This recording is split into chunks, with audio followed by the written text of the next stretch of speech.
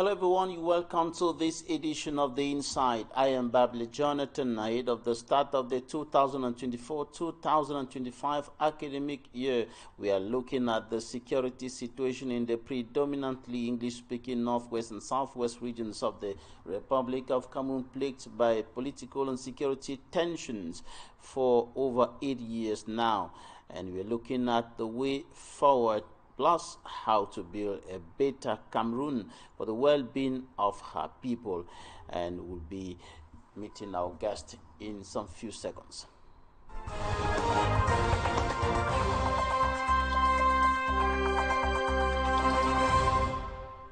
Our first guest today is a member of Cameroon's upper house of Parliament, first Vice President of the Social Democratic Front, SDF, political party, Senator MUCHIGGLE. Welcome to the program.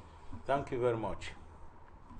What is your opinion about the prevailing situation in the northwest and southwest regions of the country at this point in time? We are getting closer to the start of the 2024-2025 academic year, but the situation remains quite volatile and unstable in those two regions. Recently, 3 police officers were gunned down in the town of Boya.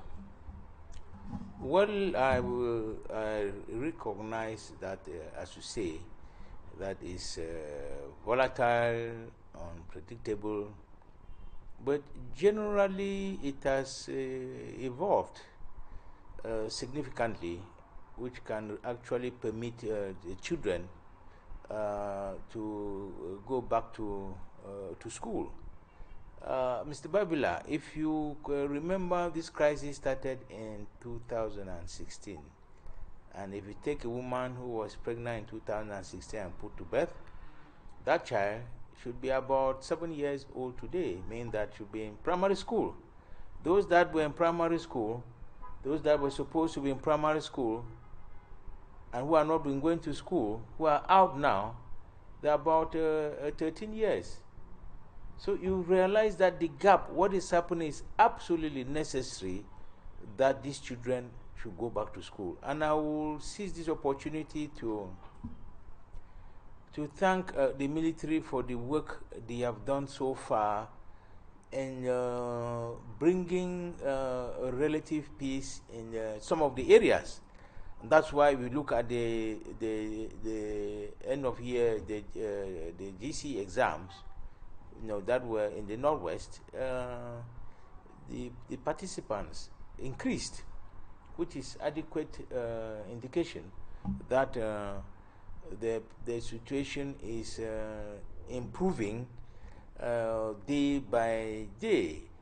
If I take my village,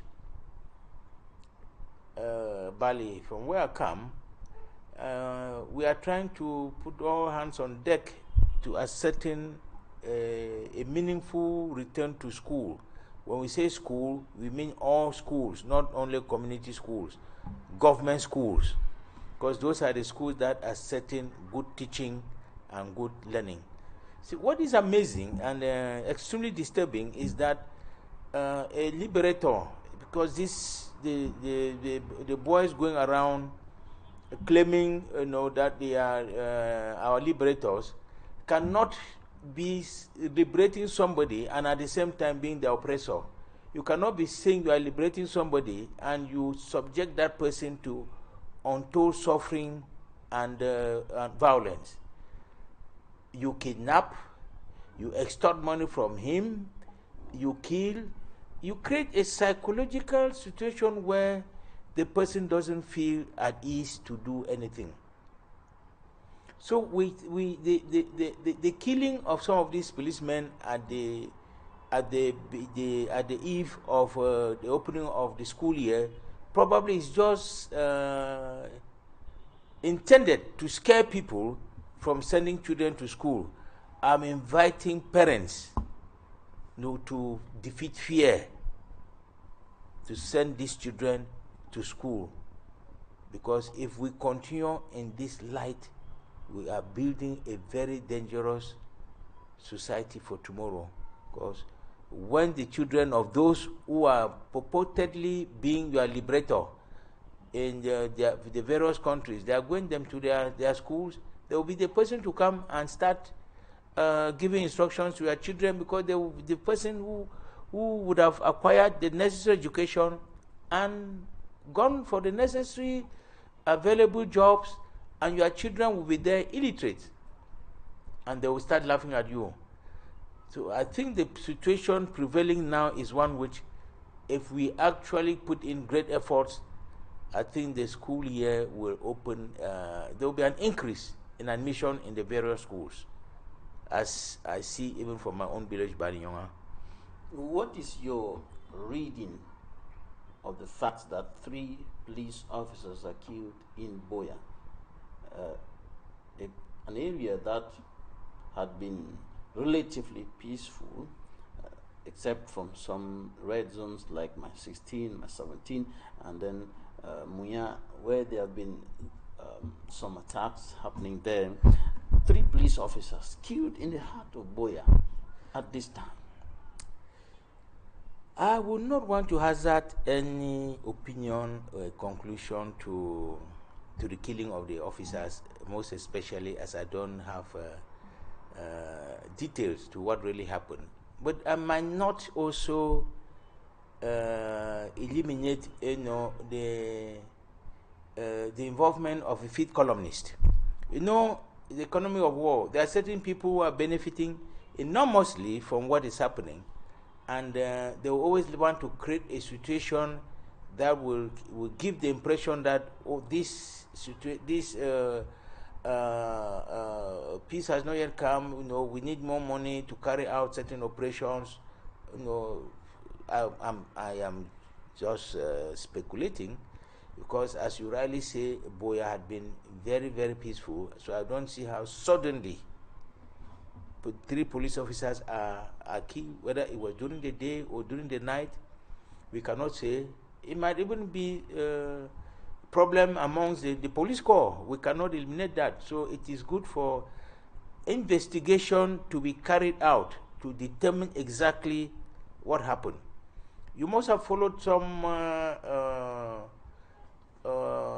social media outing by a police officer in Bamenda when one of their colleagues were shot dead, and the man went out and vociferously accused their local chiefs. So sometimes you see this thing might just be a household job, because sincerely I think these boys have been tamed to a certain extent. That's why I said I thank and appreciate the great efforts of Brigadier General Buba for what is done so far since taking over in Bamenda. Right, and the situation has been there, and persons have been in those 2 regions. There are some of them who have not gone out of those 2 regions since this whole issue started. They have been there, regardless of the gunshots, the bullets, everything. They're killing, corpses littering the streets and so on. They have been there, meandering within those things, struggling to earn a living in a very difficult situation. Well, it's very interesting, because 2 weeks ago I was in Bamenda, and I was at the hospital roundabout. The crowd that I saw there, the bustling, the activities, I actually asked myself, this question, that when these fellows come here, can they not be overpowered? Because generally there are about 3 or 2 or 4 of them who come and they shoot gun and kidnap, and they carry their victim away. First of all, I would like to praise those patriots who have remained, at home in spite of the very challenging situation. I know a lot of them. I have friends. The question you might even ask, that where will they go to? You leave your home and go to where? It's like what is happening when you see every day, watch television and see what is happening in Gaza. Ukraine, in Gaza. Yes, you know, and you ask yourself, when they say move, you move, you go to where? The real problem is these fellows are thieves. They are no longer liberators. They are not, I don't think, freedom fighters. They are not for the independence of the Northwest or Southwest. They are just out to make money. That's why you hear every blessed day there's kidnapping and ransoming. Kidnapping and ransoming. You see, some of them who have decided to stay back is because they have nothing to do. If you kidnap them, you get what from them? If you notice, it's people who come from outside. Immediately you come into town, they have their informants who will indicate that so and so is in town, living in so and so place. You are visited, you are taken. It's a question of millions. Like I was, a friend of mine informed me of how his brother, who used to be the orange manager for the orange company in Bamenda, was kidnapped, and they had to cough up over 10 million for him to be released. You know, can you? Is that the purpose of the liberation? That you come and take somebody, an economic operator, who is responsible even for your own communication, because without those mobile companies, you will not communicate. You take him. How will you communicate? You don't realize that we are dealing with a bunch of people who don't have a pathfinder. They don't really know what they want. They don't have an objective. So if they have their own objective, the most important thing is education. If you take South Africa at the height of apartheid, the children were going to school. That's how some of the leaders of today who are governing South Africa, that's how they went to school. They went to school in the camps. They went to school in the neighborhood. Take Zuma. You know. So if the children don't go to school, how can you tomorrow use them? So I don't really know the objectives of these fellows who are disturbing children from going to school. That's why 2 weeks ago we held a meeting. I caused a meeting to be held in Bamenda involving all the principals from Bali, the delegate of education, to see how we could carry out a meaningful registration of children in all the schools in Bali, so that come opening day, the school should be operational in Bali. And the first thing is, fortunately in Bali, there is no kidnapping, there is no killing. Then what impedes the parents from sending their children to school? You know, so is that what obtains now, or yeah, because in fact, Balinyonga was known to be one of the very hot areas as far as this crisis is concerned? Yeah, in fact, hot. I don't know when you say hot. There was a lot of exchanges between them and the military. The military, but there was never been kidnapping, ransoming in Bali. So on the basis of that, we thought that it will be easy to get parents to send the children to school. So we are still fighting to see how schools can open there. And I want to draw your attention to an interesting factor. The people who post messages on the social media, they are not even in Bali. We carry an investigation. They are not even in the country. They are out of the country, and then they will be threatening. If you send the children to school, this is what will happen to you. See, they talk in the dialect. We send out those messages, and people listen to the message and said, hey, this man has not been around for so and so number of months. This man has been out. So that's why we are calling on parents, and we are calling on the people to force their parents to send them to school come the opening day. And we've put money, 1 million, to pay for those who will register in those early days, will pay for their school fees. So don't be a latecomer. Benefit from what we are putting up to help you in your future, because education is the future of any individual. Right. Now, what did those principals, the heads of the schools that you assembled, tell you about their challenges, the challenges that they are facing on the ground?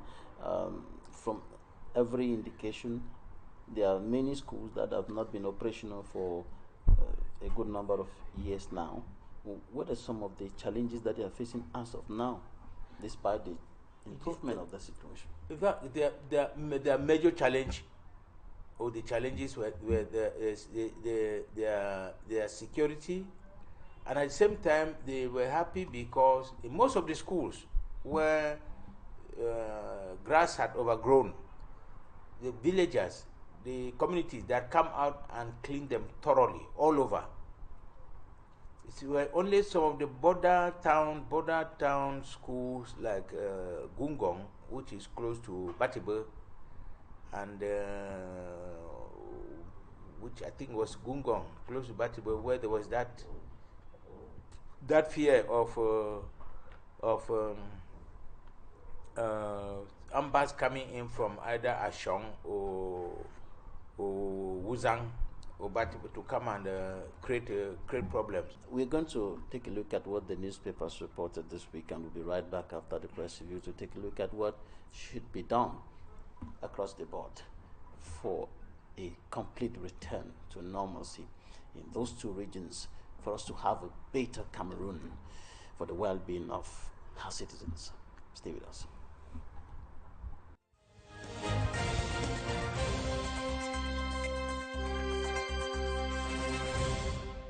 The Guardian Post reports that a senior official of the United Nations has said the organization cannot grant Amazonian independence, insisting that no international body can identify with or recognize any group that uses the education of children as a weapon to achieve a political goal. Municipal updates, drumming school boycott, but educating their children, unearthing the hypocrisy of separatists. The Voice announces the mysterious death of its desk editor, Ben Humphrey. Cameroon Tribune projects the foot soldiers of the Indomitable Lions head coach, Mark Brice.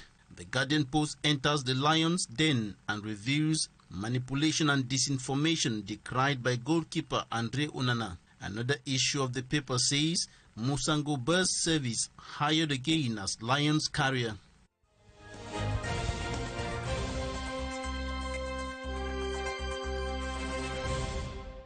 Thank you for staying with us. We are still with our guest, Senator MUCHIGGLE. Now, we're talking about the situation in Bali, and I saw some videos of some. As we're saying, to tell you about the peculiar and particular situation in Bali. The company that was awarded a contract to tar some roads within the community, they carried out their assignment without being disturbed. So you must have seen the roads, a lot of roads in the. I saw some videos. Yes, they have been roads tarred. That have been tarred. Exactly. And somebody wrote a comment saying that Balinyonga is benefiting from the crisis. Well, I would not say that. To say benefiting, it is wrong. You see, in any crisis, we are coming out of the crisis. Post-crisis situation, there are activities that are taking their reconstruction efforts, because there's a whole reconstruction commission. So it is for each village to be able to see how to benefit from the reconstruction efforts. So when you say benefiting from the crisis, it's not a fair comment. We are not benefiting from the crisis. We are only benefiting from the reconstruction mechanism put in place for those villages in the northwest and southwest damaged by the conflict, by the crisis. The SDF has continued preaching the federal option, the federal solution to not just the Anglophone crisis, but the Anglophone problem that's been there for several decades, as you said earlier. In your opinion, what is blocking this federal solution? What is blocking the return to federalism? Well, I think that each government is the vector of a political party. The political party, the ideology of the party is translated through the activities, the policies of the government. So for now, the CPDM believes in a decentralized unitary state. So if tomorrow the SDF is elected in power, definitely we shall bring in the federal option, because that is our ideology is anchored on the federal option. That's all what I can. That's the problem. Is that the only way to have the federal solution on board? Well, except the CPDM government decide to revisit their policies,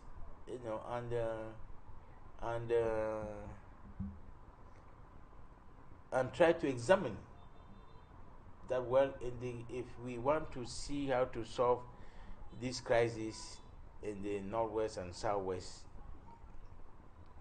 what can we bring in some dosage of federalism, which was done through what I would call the special statutes, but which is so far hollow. So far hollow in the sense that you see we have the northwest and southwest have regional assemblies. The other areas have regional councils, but unfortunately, the laws that are used for the regional councils are the same laws that are used, for the regional assemblies. So it's just a difference of names. However, again, I can still think that government is open, because in the same code, that's the law on the decentralized local collectivities, section 3 sub 4 and section 370 sub 4 gives the independent public conciliators. Yes, the latitude, the powers to conceive, to look at the laws and conceive and propose and carry out and give proposals that can enrich the special statutes that's relative to the two regions, to propose to the president, directly to the president of the republic, and they will be incorporated as law and decree, and decree, and eventually either through decree or through a law in parliament. So it's still an opening. All right. That I think probably our independent public conciliators are definitely, knowing the man, Mr. Tamfu, being a very focused, intelligent, and dynamic person, who I'm sure must be thinking about that. And his colleague in the southwest. Yes. Right. While waiting for all that, the presidential election will be coming up next year.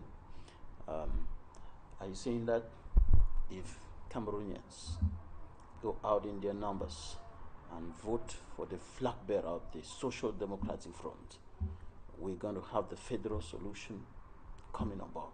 We're going to go back to federalism? Your own lips have said it. Period. Period. Yes. If they want the federal option, they want the federal solution, they vote for the SDF candidate. Right. Thank you so much, Mr. Senator, for coming. Thank you for the insights you've shared with us in this edition of The Insight. Thank you for your time. Well, I should thank you for bringing me on your platform so that we can look into the pressing issues of our nation. As you rightly say, you know, it's a nation we have to build for ourselves and future generation. And you can always count on me anytime you beckon. I'll be at your call. Thank you for the consideration. Thank you, ladies and gentlemen, for staying with us. Meet our second guest in some few minutes or seconds.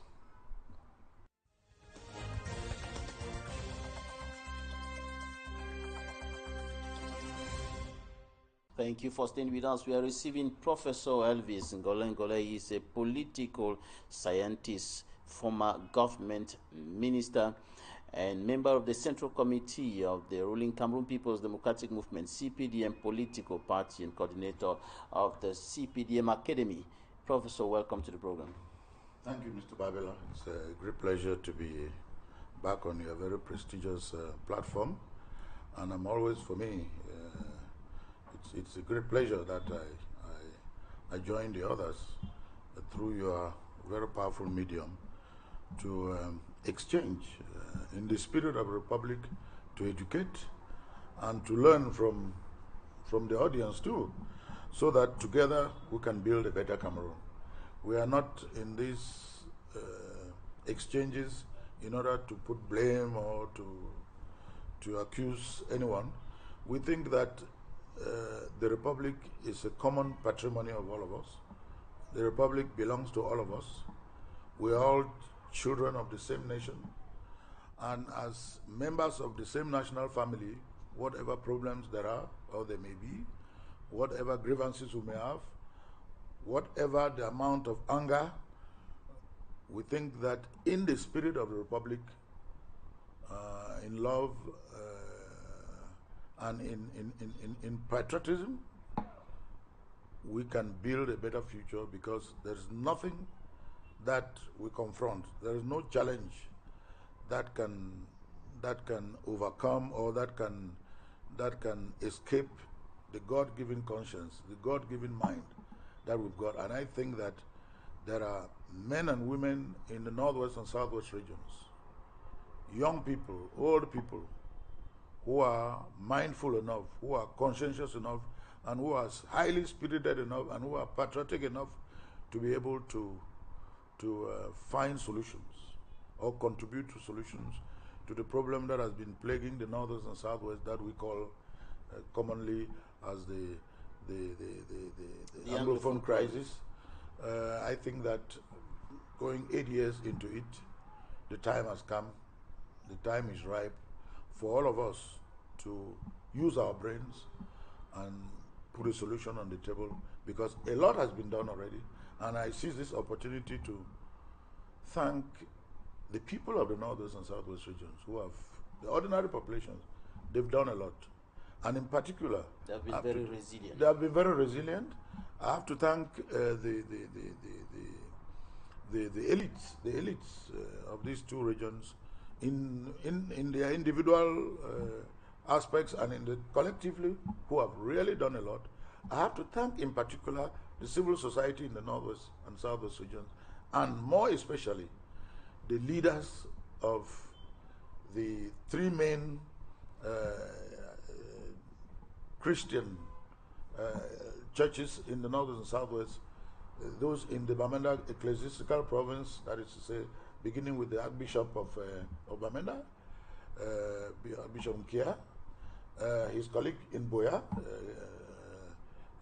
Bishop Bibi, the moderator of the Presbyterian Church, the president of the Baptist Convention, the Muslim leaders in the northwest and southwest, these civil society leaders, and some traditional, we cannot do without thanking some traditional leaders who have really gotten themselves involved to make sure that we find a solution.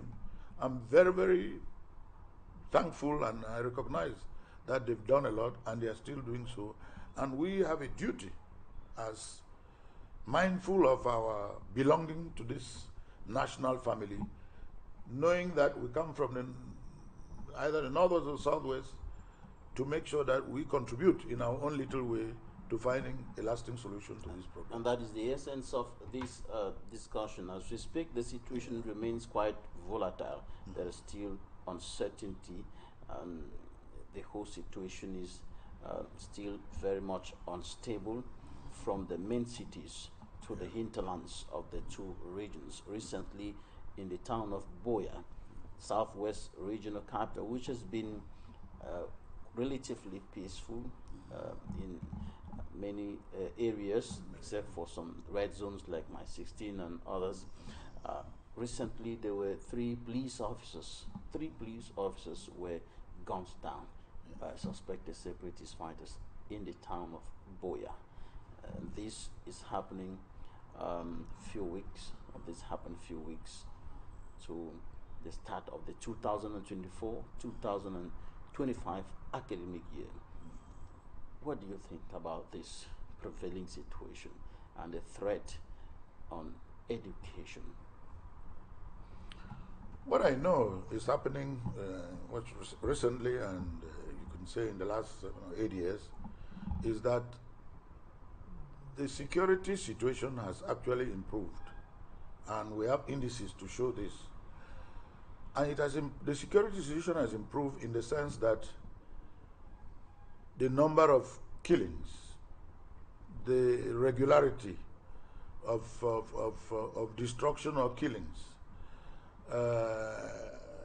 has reduced, and the incidences of attacks have also decreased, thanks to a combination of things. First, the populations of the northwest and southwest have realized finally that this conflict, this armed conflict, is not in their interest, and that in fact it is against their interest, because most of the victims are ordinary people who come from the northwest and southwest regions. Secondly, because the population has realized that this armed conflict is not in their interest, the population has finally come to the point where they've understood that it is in their interest to work with the security services of the state. And here it's an opportunity again for me to recognize and to thank the members of the security services, because what we have seen in the last 7 or 8 years is that increasingly the security services have learned a lot, they have gathered a lot of experience, and they have become endeared more and more to the populations, whereby they actually work with the populations more than they did before. They work with the populations in many ways, in social ways, in cultural ways, in humanitarian ways, in developmental ways. So there is this symbiosis, there is this understanding, there is this common mind between the population and the security services. And the security services, with the experience they've got and the training they've got, they have actually come to the point where they are really, in the true sense of national defense, have become the neighbors of the people. They have become the friends of the people. What you're saying about the improvement of the situation on ground would be considered as half-truth by other analysts who think that the killing of 3 police officers in Boya is not an indication of a situation that is improving. Yeah, it is. I mean, the Northwest, I mean, for those who make that case, I think that we have to be a little bit scientific, or we have to be a little bit logical, because if you look at the killing of 1, 2, or 3, or 10 police officers at a given point does not necessarily mean that in the southwest region of 6 divisions, 31 councils, that there is hell has broken loose. No, it doesn't mean that in the northwest region, where you have 34 councils and 7 divisions, that hell has broken loose. No, because if you look at the situation globally and look at it in terms of over time, you'll see that Those incidences where a police officer or a soldier or a uniform officer, 1 or 2 or 3 or 4 are gone down, usually these are sporadic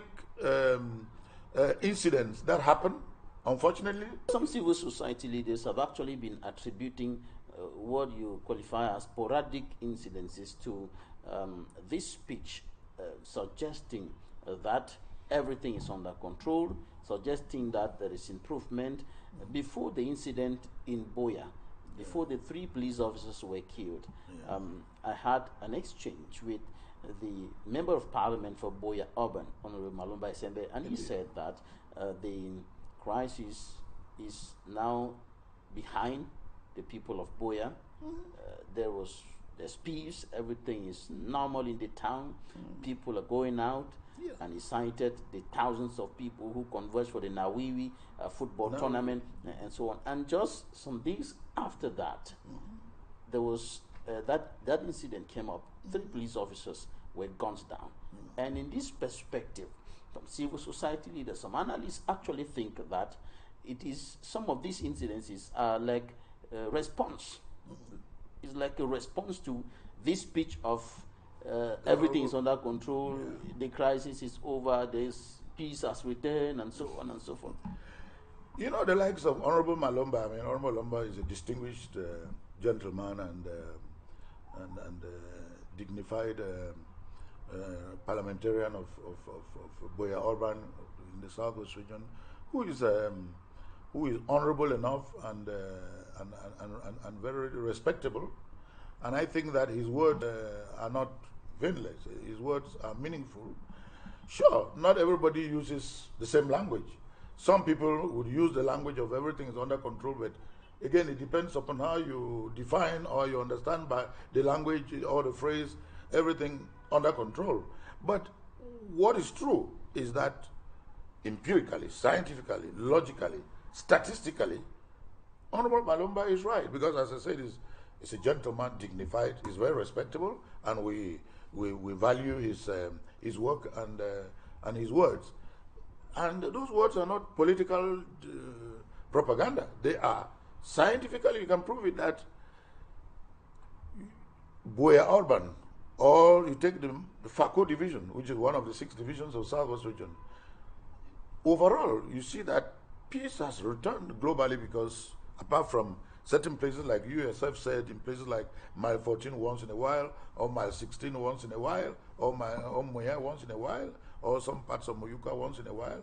If you take Meme, if you take Manyo, if you take Kupa Maninguba, if you take Lobialem, if you take Ndian, in the Southwest region, you see that globally, apart from sporadic incidences like what happened in Boya Urban, Honorable Malumba is right. What will you tell people who think that, citizens of those 2 regions of the country, who think that the fact that you of the CPDM, the government, constantly says the situation is under control, peace has returned, or there's gradual return to normalcy and things like that, is an indication that you don't care about the actual situation on the ground.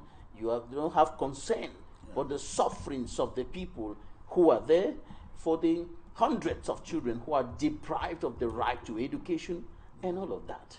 No, we do care. I think that if anyone who thinks that those of us who are in the CPDM do not care simply because of the language or the phraseology of everything under control. No, everything under control does not mean that everything is fine. I don't think that's what that means. And the fact that we say that the situation is coming back to, has greatly improved, does not mean that we do not care. We simply are stating the facts as they are. But in terms of our feelings, in terms of our affection, in terms of our solidarity with the people on the ground, we are all together. We know what these sufferings are, in spite of our feelings, in spite of our affections. We're all hurt, because we are sons and daughters of the Northwest and Southwest. We all feel bad, and we feel for these innocent people of the Northwest and Southwest who every day have to go through this torture, have to go through this fear, have to go through this loss of their dignity, loss of self-esteem and fear for their lives.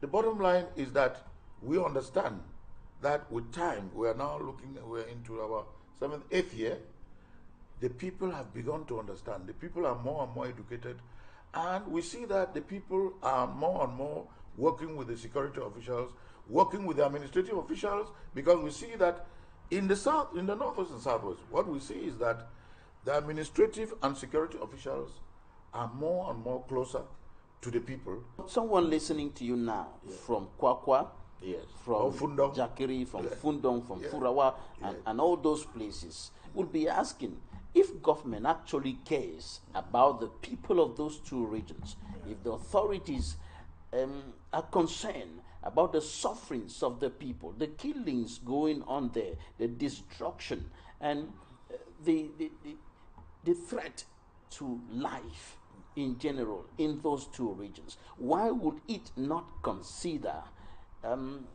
some of the aspirations of the people? I'm talking about federalism, for example. I'm talking about the quest for self-determination. Why will government not consider these things and engage a reflection in that perspective with the people who are demanding for these things? Yes, I think that it's a good question if the people of Fundong or Furawa or think like this, because it's normal in our nation where we exercise freedom and where we have freedom. People are free to ask questions, and asking questions is not a rebellion. It's just an expression of freedom. And if this is their concern, or if this is the sort of way they are thinking, they have a right to think like this. But as a member of the same Cameroonian family, as their brother and their sister, I'm one of them. My response to them is a response which is a patriotic response. My response to them is this: that mindful of the fact that we all belong to Cameroon, mindful of the fact that we are all citizens of the same nation, we recognize the problems, the grievances that the people of these two regions have had for 64 or 63 years. Besides, the government of the Republic, because it is the government of the Republic, beginning with the head of state himself, has recognized the problems and the grievances. This is one of the reasons why there was a major national dialogue. Yes, because the question is that if government has recognized the grievances of the people from those two regions, why would it not consider the option of returning to federalism, which the SDF has been preaching, the Federalists have been preaching, and there have been surveys that have been carried out showing that the people actually want this? Why would the government not consider that? Why would the government not consider the concerns of the people who are talking about self-determination? The government is so serious and so concerned about the grievances or the concerns of these people that the government, first of all, given the political vision and the political will of the President of the Republic and the instructions he has given to his government, he has shown his openness. He has shown his willingness not only to carry out reform, and we have had many reforms, but he has also shown his willingness. But those reforms seem not to meet the aspirations of the people. No, that's okay. For whom those reforms are developed and established. The head of state continues to express and demonstrate that will to carry out more and more reforms. He has not said he has stopped. That is to say, we cannot deny the fact that he has shown that he has a will to reform. He has also shown that he has a will to dialogue. And that is why he has put in place the right administrative security mechanisms or architecture to ensure that the people's lives are secure and to make sure that those who are engaged in the armed conflict do not succeed to destroy or the lives and properties of the people. There's nothing wrong. It's not a weakness to say you want to dialogue. And dialogue takes many forms.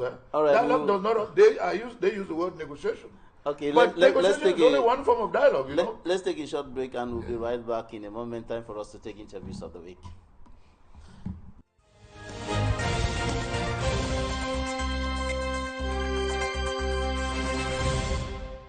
First and foremost, the education of a child is a universal human right. And that right is even above the constitution of any country in the world. So it is a must that children have a right to education and to be educated according to the means of every state and their parents.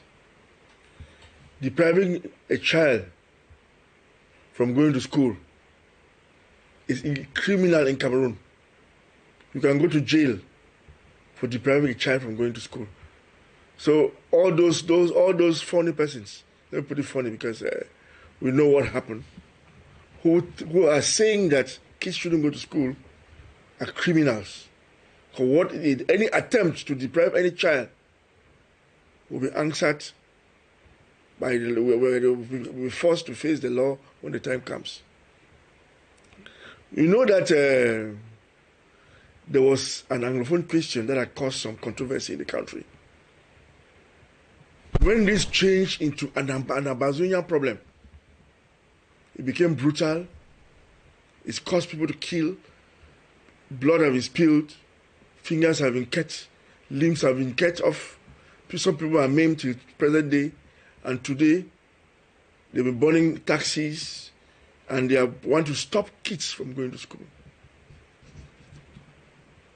Inasmuch as at inception, most Anglophones were some sort of in agreement with the criticisms of that time. There was no violence involved. There was no call to arms. There was no call to fight with your fellow Cameroonian. It was a matter of ideology, culture, language, and things like that. When once these so-called Amazonians came into it, they pick up guns. When we were telling them that these guns you are picking up is going to have an adverse effect because it's going to destroy your own population, they couldn't believe in it. They thought they were joking. Look at us today. Those guys who were carrying guns are not thieves, kidnappers. They hurt our population. They block our economy. They make sure that the so-called Anglophone zone becomes what they say in quotes, ungovernable. How can you allow a society to be ungovernable and you feel that you have a society? A society without rules and regulations is not a society. There are rules and regulations that are supposed to be abided by the society, created by the society. So once we have a society create a particular rule to abide by or to follow, any other person who comes to make that rule go out of place becomes an anti-society person, becomes a criminal. And we can give all sorts of adjectives to define them. Right to education is a human right. Being a human right means it's an international law. And it is provided and protected by the International Covenant on Civil and Political Rights, which you just stated. It is equally mentioned in the Universal Declaration of Human Rights and in the African Charter of Human and People's Rights. This right is extremely fundamental in the way that most nations adopted this into their constitution, therefore domesticating those international provisions, those international standards, or that international treaty into the constitution, which becomes a national law. And of course, a superior national law because a constitution is regarded as a ground norm. So, I repeat that this is international law, this is law provided by international human rights, which have been inculcated into national law and mostly through the constitutions of many countries. Same with Cameroon. If you look at our 1996 constitution, those provisions are made in that as stipulated in the preamble of our constitution. So it is both international and domestic right for children to go to school. It beats my imagination why some group of people should think that they should prevent children from going to school. And you agree with me that when you look at those people, the separatists, most of them are acting either because they themselves have not gone to school or they are acting in the influence, within the influence of the drugs they consume. So we are not having rational people in front of us taking such a decision. And it is worth mentioning that every right that is enshrined in the Universal Declaration of Human Rights or in any international treaty is incumbent on every state to enforce them. And so that is stipulated in the triple pronged theory that the government has the responsibility to respect, enforce, and fulfill human rights. And if right to education is a fundamental human right, it is the powers of the government, it is within the authority of every state to see that sanctions are meted against all those who deprive children from going to school. It is a bad thing that I don't know if Amazonian, by doing this, they think they are making a point, or they think that they are winning the war in doing things like that. It is, Mr. Babila, you know, I should not be very, very polite not to tell me that it's an act of stupidity. It is truly an act of stupidity. How it is inconceivable that group of people, they have their revendications. We are not looking into those revendications. We are looking on the aspect of the means they want to employ to achieve or attain the objectives. I don't think stopping children from going to school is one of the means to attain the objectives. I think the separatists and their leaders should review this because they are causing more harm to the Anglophone society than what was already there. Of course, we have a bunch of illiterate growing up. It's a generation of illiterate. And that's why we see that in Douala, the urban areas, Yaoundé, you find that most of these Anglophones have now left the English-speaking regions and are doing prostitution or being house servants. That is how, to what extent they have reduced the future of our Anglophone children to be domestic servants or prostitutes. It is true that the government has not redressed the Anglophone crisis per se, that the things, the revendications that we Anglophones, genuine Anglophones, we are requesting from the government is still reluctant in addressing them. That we agree. The government has bad faith in addressing them. That we agree. But people should go to school. Parents should send their children to school. And Mr. Babila, we've come to this point where we should drive away fear. We should systematically denounce all those who perpetrate acts against our children going to school. We as communities, we should rally and protect each other.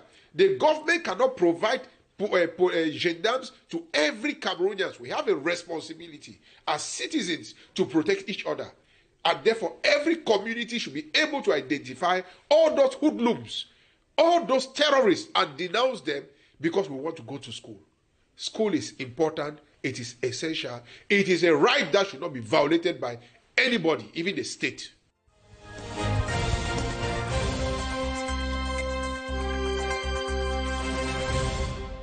Welcome back. Thank you for staying with us. Professor, you were talking about the leaders of the secession movement, and you think that they should call for a ceasefire. A cessation of hostilities. A cessation of hostilities. And a readiness to what about the head of state? Should he not call for a ceasefire? Should he not ask the soldiers who are in those two regions to drop their guns and go back to the barracks? Well, you know, the head of state is the head of state of because the secessionists are fighting the soldiers. If the soldiers are in the barracks, will it not open the way for what you are requesting for, a cessation of hostilities by the leaders? Yeah, because it is the leaders of the secession or the armed groups who initiated and led the armed. They began the armed struggle or the armed separatist movement. So it is for them, if they are mindful of the fact that the situation as it is now is that it's a losing battle for them, no one supports them, and that the population, no matter what political party the population belongs to, because this is not a question of political party, we are all together with all political parties to make sure that there's peace and that there's reconciliation and that we all get back to normal life. The situation as it is, the people who started it, the armed conflict, or who took up the arms, because if you take up arms, it's your initiative. If you decide that, mindful of the state of affairs, you in your rational self will say, okay, given this situation, I'm not moving forward after 7 or 8 years. Therefore, I've declared that, okay, you can give it 10 days, you can give it 30 days, you can give it 90 days. It depends on you. I want to cease. I'm no more going to kidnap people. I'm no more going to ask for lockdown. And I'm no more going to kill people or for ransom or for anything. But I'm ready to dialogue, or if they want to use the word negotiate, because I see that one of the groups led by one of the leaders is asking for that. I'm sure you know. Even though those that you are referring to, the leaders seem not to be controlling the situation on the ground. Yes, but 100%. The leaders who mean are both leaders in the diaspora and those on the ground. They call themselves generals. They give themselves all kinds of names, but they are leaders, nevertheless. Whether operational on the ground or leaders who are in the diaspora, they are all leaders. All right, Prof, let's conclude on this. If there were to be anything that should be done to build a better Cameroon, to have a better Cameroon tomorrow, for the well-being of the citizens of this country, what would be that thing that should be done as a matter of urgency? As I said, first there's a missed opportunity which should have been carried out in 2019, which is that those in the armed conflict should show that they are from the northwest and southwest regions, and because they come from northwest and southwest regions, we have a sense of gentlemanliness, no matter what political party we belong to, because we are not enemies. We see each other, we smile with each other, we empathize with each other. They should, at this point, realize that nobody is with them. The people are not with them. The international community is not with them. The UN is not at all with them. They should make a formal, solemn declaration of cessation of hostilities and readiness for more dialogue, and that can be done. It can be made formalized again. Dialogue can take many forms, but they should do that. Secondly, there should be room for a national peace caravans that have to go in all the 13 divisions of the northwest and southwest, 7 in the northwest, 6 in the southwest. These peace caravans have to give themselves either 30 days or 45 days, that they have to go throughout in all the 34 councils of the northwest, in all the 31 councils of the southwest, and carry out peace caravans. These peace caravans have to be led by ecumenical religious leaders. I just mentioned earlier the good work that is done by the Archbishop of the Bamenda Ecclesiastical Province, Archbishop Kia, and his colleagues, Bibi in Boya, and the moderator of the President Church, the president of the Baptist Church, the Muslim leaders of the Northwest and Southwest. These leaders, religious ecumenical leaders, can lead this peace caravans in partnership with the state and with the government. I'm sure the government, given the will of the head of state, given his openness to dialogue, would not be against the institution of this peace caravans, given with a specific time frame. And after that, I think as a way forward, whether we like it or not, after these peace caravans, we have to look into a situation of instituting some sort of national peace and reconciliation forum amongst us, children of Cameroon. A national peace and reconciliation forum just simply means we all meet, whether in Palais de Congrès or wherever, and talk to each other as brothers and sisters, and look at each other in the face and talk about how we have been unfair to one another, what we have done wrong towards one another. And I think by doing that, psychologically, emotionally, this is already, we're on the path to a definite or a permanent solution. Thank you so much for your time and the insights you've shared with us today, Prof. Thank you. It's always a pleasure. You can count on me at any time. Thanks, ladies and gentlemen, for staying with us. That's it for today's edition of the Insight. You can follow the program on social media handles on Facebook and on YouTube.